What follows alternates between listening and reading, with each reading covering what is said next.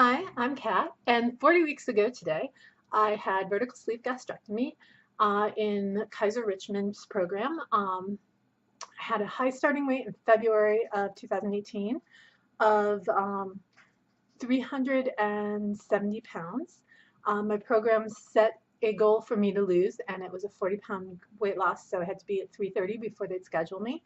I hit that goal, and by using both the program that you're supposed to follow, which is basically how you're supposed to eat afterwards. They just have you start eating that way ahead of time, possibly with a little bit more volume. And um, and then I sort of switched it over to being more keto because I found that removing sugars and even like fruit sugars and carbs pretty much altogether. I mean, I still do eat a small amount of carbs, but that was a much better program for me. And I lost that weight by July, and by August, when I was scheduled, I had a total before surgery weight loss of 50 pounds. So I was 320 when I had surgery. And then as of today, I am 231.2, which is a weekly weight loss of 2.2 pounds, and a since surgery weight loss of 88.8 pounds, and a total overall weight loss of 138.8. So I'm really happy with that weight loss, especially since the majority of it came just in the last 2 days. I had struggled, just kept going up and down from 232, and then I would go up to 233, like in those ranges, and I just kept, like way. I guess my stalls are rarely that the scale isn't moving at all. It's that it's just keeps moving up and then down and up and down and up and down. But I did say last week that I had eaten more calories, and I got kind of back on program, but I still wasn't really seeing a loss. And then finally yesterday, even though I still have been eating more calories than I truly want to be, and having a little bit snacking, which I do want to curb or at least control, but I have been eating slash snacking on keto. Like, it is protein. It is protein first, and protein, like almost all protein with some fat. And my carb count is really low. And I really think that that's going to be the key for me overall, is keeping that carb count really low. So anyway, I have been doing, like I said, I've been doing better. I also I went a little blonder. Um, Not because I wanted to be blonde, but because I was trying to, well, I do want to be blonde, but I was trying to push out some more of the red. Even though it's still, especially in this light, it still looks pretty red. So we'll see. And it's funny because it looks red even up at this crown where this is new growth. There has been no red dye up at the top. So who knows? But yeah, I'm happy with that changing. Yesterday I got I do some exercise. I do some exercise every day, but I don't really exercise the way I used to exercise, because I used to dance and I used to take like Zumba classes and aerobic classes and stuff like that. And I do, I'd go to an hour class, and that would be a great workout. But ever since my knee started to really bother me, I've had to cut that back and cut that back. And I was trying to make a calculation about this. I read somewhere that every pound of weight that you lose is 4 pounds of pressure that is no longer on your knee. So I've lost, like, what did I say? Nearly 140 pounds. So I've lost nearly 140 pounds at this point. So that means it's like 560 pounds of pressure that is no longer on my knees.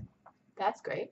But I still, like, if I'm walking around Costco or if I'm doing a lot of walking, I get tired. There's a fatigue, and I'm trying to come up with the right word. It's not pain anymore, but there is some bits to it that just aren't as comfortable as you know, they used to be back before I had any knee problems and issues like that.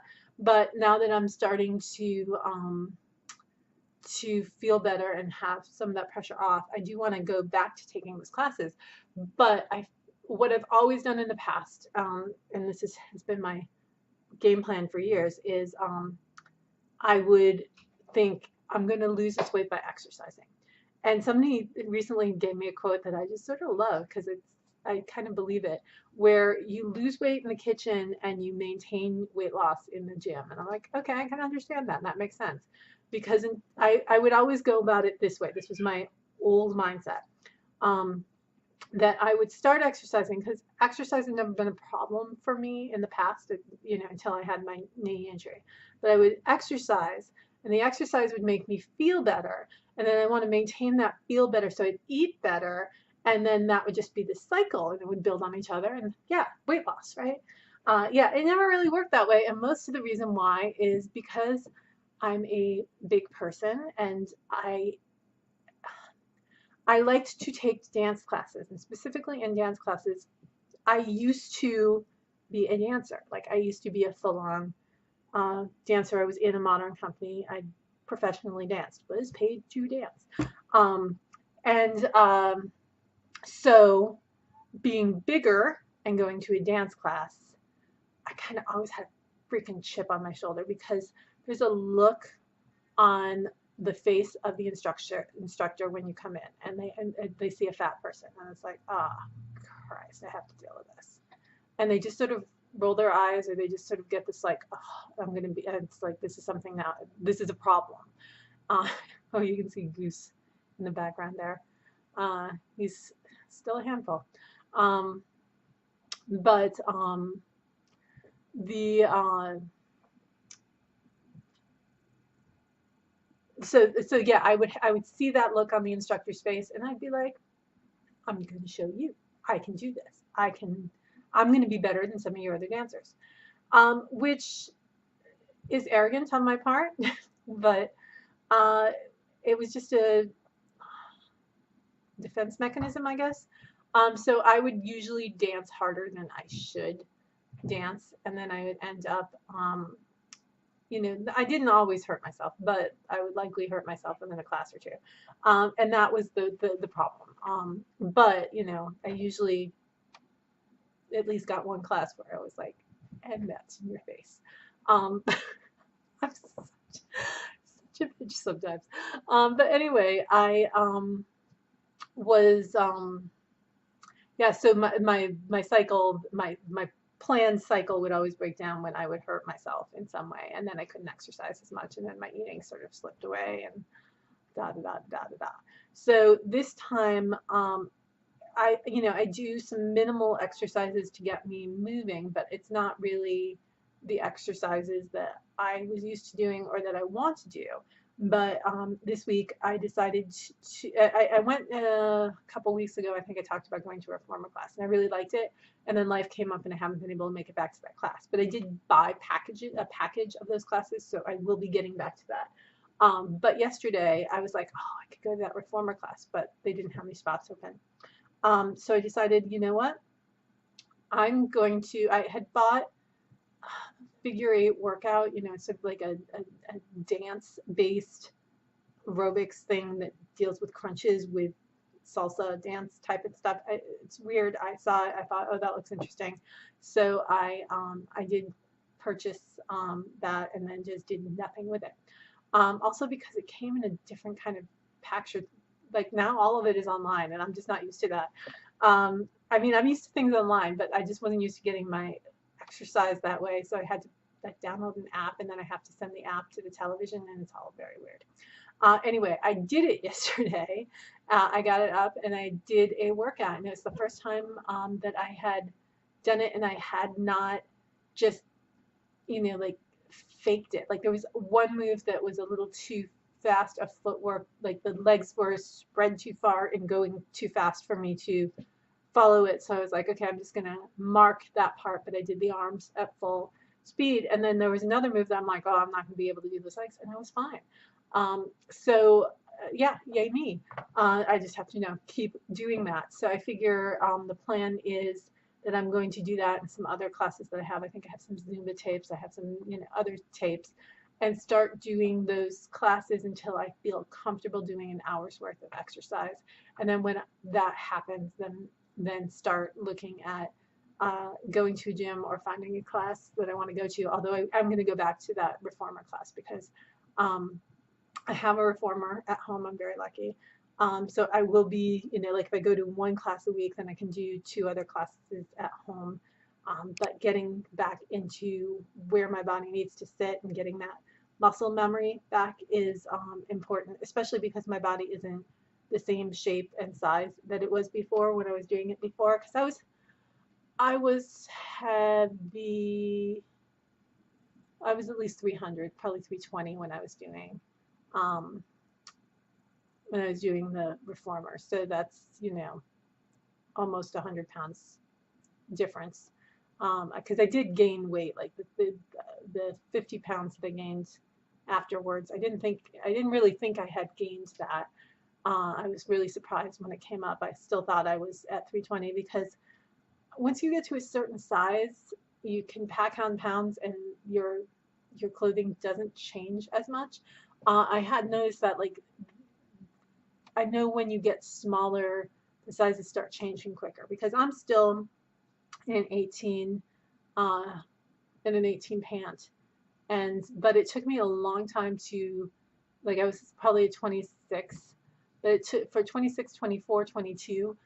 I was in that range for quite a long time, and depending on the manufacturer, I could be wearing a 22 and it be fitting fine, or in other ones I would need a 26. So everything is weird, and all sizes are bonkers, and who knows. It would be nice. It would be really nice if there was just a set standard, and it's like, this is the universal standard for sizing. We're not going to make you feel better or worse. We're just going to say that this is what this is, and then you can buy something from anywhere and feel confident that what you get is going to fit. So yeah, today is support group night. So I am I'm going to go in and see people and talk. More or less than I'm doing here, probably less than I'm doing here, because nobody's asking me questions and nobody else wants to talk when I'm home alone in my room. But I feel like I'm doing well. I know where my, I'm going to say, problem areas are. Things that I could do better. I could not snack so much. But I feel like the stuff that I've got working, like I'm consistently getting my 96 ounces of water in before I leave work, which is great. I have trouble on the weekends, but even if I only get it 5 days a week and I get 64 the other 2, that's not bad.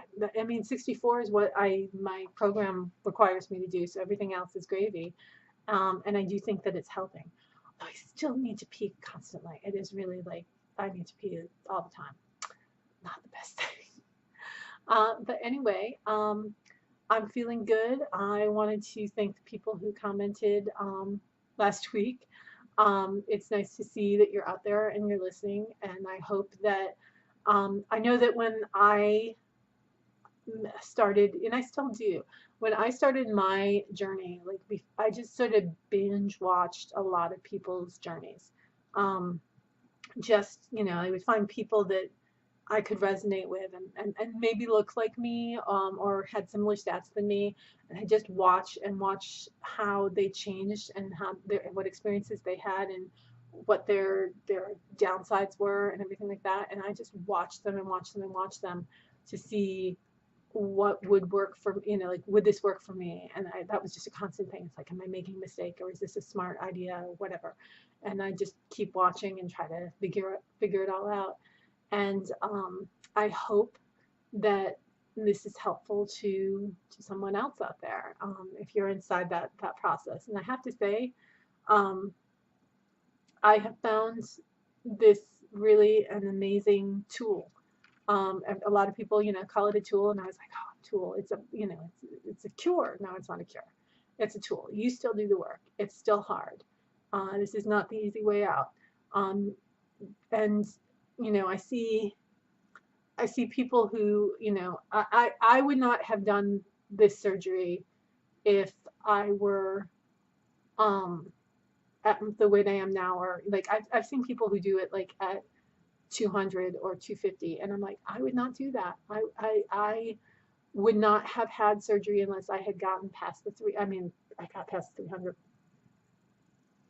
mark years ago, but like I feel like at this point, like losing the weight is doable, and would possibly be doable without the surgery. But it was something that I really felt I needed to do, and I think that combining it with cutting out the really low carb lifestyle. I don't think carbs affect everybody the same way they affect me, but they affect me. That carbs affect me, and having them out of my life as much as I can manage is a good thing. And maybe I wouldn't have needed the surgery if I just did the low carb, but I think combining them together has really nailed what I needed. So anyway, I hope you have a great week, and I will talk to you next week. Bye.